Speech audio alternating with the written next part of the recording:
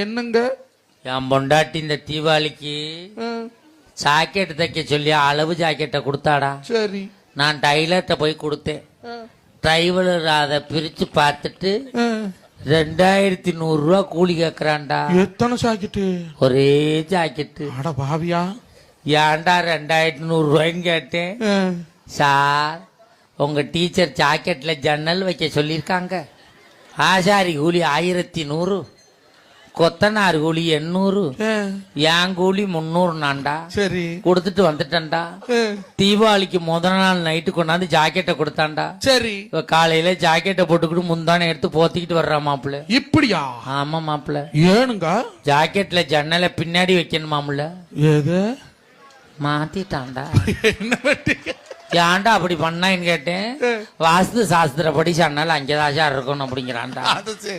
மறுநாள் அதே டைலர் வீட்டுக்கு